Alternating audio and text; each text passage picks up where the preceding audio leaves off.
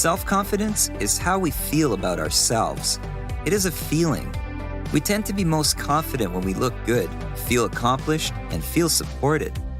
One of the toughest things is having to act confident when you're not feeling that way. Photo of my friend Dana from a couple of years ago when she was wearing not quite right pants working in a not quite right job. She didn't understand what was not quite right about either of them, but she intuitively knew that something was off. So she joined my online program called Stacia Style School with the hopes of gaining some insight into her pants situation.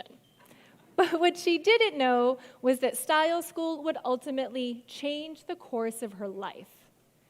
In Style School, Dana did some serious soul work and asked the big question, who am I and how do I want to show up in the world? Her answer, fierce, grounded, vibrant, playful. And so Dana went on a mission to find pants that connected her to those feelings, except she couldn't find any. Turns out, Dana doesn't like pants. She likes dresses. So she traded out all of her pants for a closet full of dresses. Dresses that connected her to who she was on the inside, that were congruent with who she was on the inside. And then a light bulb went off. And it occurred to Dana that her job wasn't congruent with who she was on the inside. So do you know what she did? She left that not quite right job and she started her own company. A company that is 100% aligned with who she is on the inside. What if changing your pants could save your life? Meet Hannah. 2 weeks after Hannah and I met in Style School, she was diagnosed with pancreatic cancer. In those 2 weeks prior to her diagnosis, like Dana, Hannah had also done the work of asking the question, who am I and how do I want to show up in the world? So when the diagnosis came, she was of course terrified. But hell if she didn't get dressed every single morning according to how she wanted to feel, which was brave, strong, and healthy. Her nurses could not believe that whenever they saw her, she was dressed up for cancer. By starting each day remembering who she was and how she was going to live each day, it lifted her spirits and it helped her believe that she could survive. Most women with Hannah's diagnosis die within a year. Yet 2 years post-diagnosis, Hannah is still alive. And do you know what she told me? She believes that consciously deciding each day how she was going to show up for cancer is the reason she's still here today. Change your pants, change your life. Walk 25% faster means if any goal you want to achieve, you have to give your 125%. So anything, whatever you want to achieve in life, let's make sure you are adding 20% extra effort to that. Simple.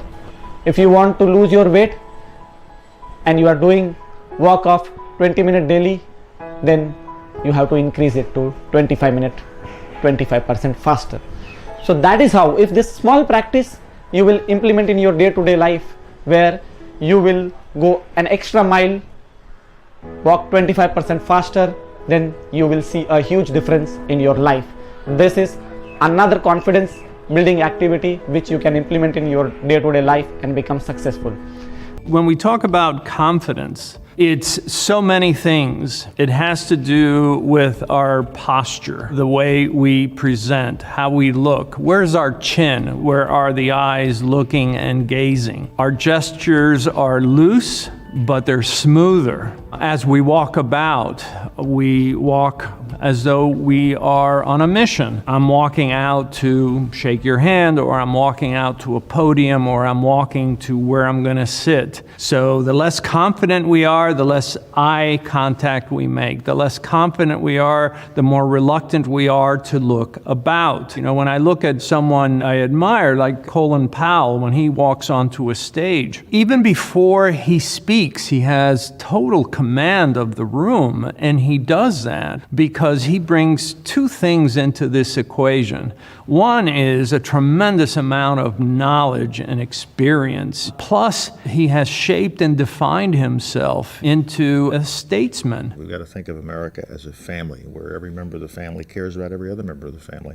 I think sometimes people mistake machismo or theatrical displays of power as confidence. Confidence can be very quiet. Jane Goodall, here's this ethologist, very meek, very mild, and yet wherever she goes, she commands the room. One of the things you notice is they sort of have this command of themselves, and in doing so, that command transmits outward. The other thing that confident people realize is the temporal aspect of leadership. If you're in charge of time. I'm going to take my time to walk out. I'm going to take my time to answer your question. I will answer it in the pace, manner, and tone that I choose. And in doing that, we are demonstrating that we are confident and in control. We tend to behave in accordance with our own self-image. The trick to making a lasting change is to change how you view yourself. We believe whatever we tell ourselves constantly, and affirmations are positive, uplifting statements that we say to ourselves. For example, if you don't like something about your physical appearance, practice saying something that you appreciate or like about yourself when you look in the mirror. Opportunity to improve your confidence through being grateful, because there is actually a connection between gratitude on the one hand and confidence on the other. If you're asking yourself why that is, there are studies that suggest that people who are more grateful have higher self-esteem, because as they value what others do, they also learn to value themselves and their achievements more. So that is one explanation. The other one is that people who are very grateful or who practice gratitude a lot, they tend to compare themselves less socially. So they are less resentful or angry or frustrated when someone else has a good job, more money, the nicer house, all these things. And that, of course, helps you having higher self-esteem, being more confident if you don't compare yourself to others all the time, right? Makes sense. Another issue may be vulnerability, because gratitude can be very vulnerable depending in which connection, especially at work. And confidence allows you to be more vulnerable. So there's another connection here. And last but not least, I feel when we make our lists, like now at Thanksgiving, what are we grateful for this year? Then you also remind yourself what you did, what you pulled through. I mean, I had a terrible year. I'm not sure about you. I found 2021 even harder than 2020. But when you put together, it's like, okay, what did I go through? What did I pull through? What did I accomplish this year? That makes you feel good about yourself. Give genuine compliments whenever you admire the possessions or traits or accomplishments of others. As Abraham Lincoln said, everybody likes a compliment. Admire people's choices in clothing and hairstyles and cars and briefcases or purses or even their office layout. Admire their homes or apartments. Admire their degrees or certificates. Whenever you compliment a person genuinely on something he or she has obviously invested time and emotion in achieving, you boost their self-image and build high self-esteem. As a result, they find you to be charming. Here it is. Sit in the front row of your classes. This is more than just a seat. It's more than a physicality. So it's not just the fact that you're just sitting there physically. That's part of it. But it's a complete mental mindset change. It's a complete shift in your thought process into being a leader and being a go-getter.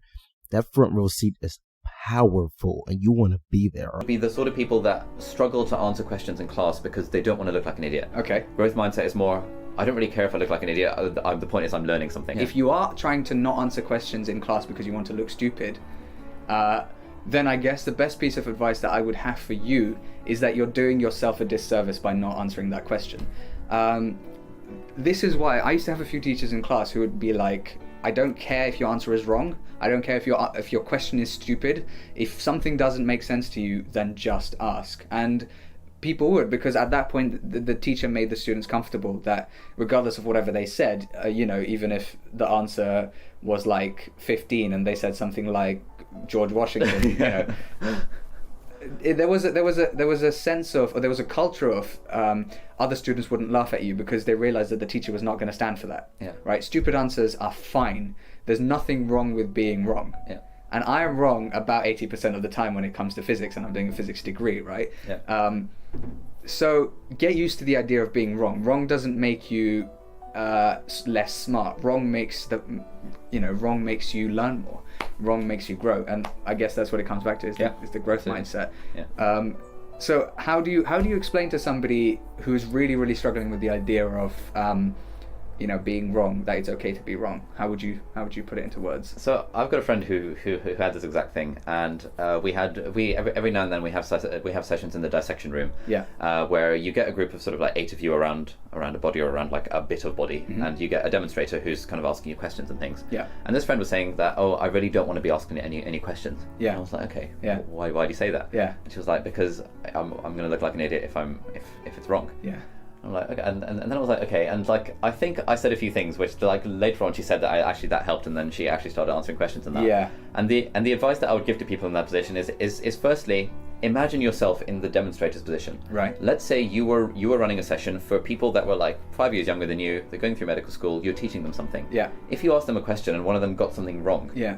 Would you really think badly of them, or would you just kind of, in a way, you'd kind of appreciate the opportunity to get to teach them? Yeah. Whereas if everyone in your group was getting every single thing right, you'd think, oh, why am I here? And you'd feel bad in yourself for not doing that. Yeah. So kind of putting yourself in the shoes of the teacher and realizing that if you were a teacher, yeah, you would not think any less of a student for getting a question wrong. Yeah. In fact, you'd almost appreciate it because it gives you the chance to teach them. That's a really good point. And the second point that I said is that, let's say I'm in a group, so let's say you're in a group, and someone else gets a question wrong. Yeah. You probably don't think any less of that person. You're probably too busy trying to work out the answer to the question. You do not care. Yeah. You do not give a shit that person got the question wrong. No one really cares. Yeah. No one cares about what you do. No one cares that you got a question wrong. It's just all in your own head. And I find like I need to remind myself of this as well, like especially when like starting YouTube and stuff. Yeah. I was so worried what people were going to think.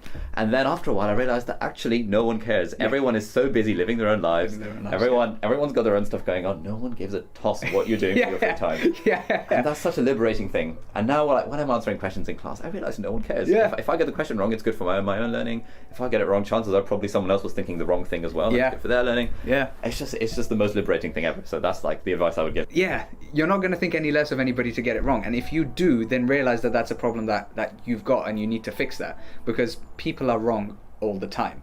Not everybody goes through life being a genius and being correct every single time.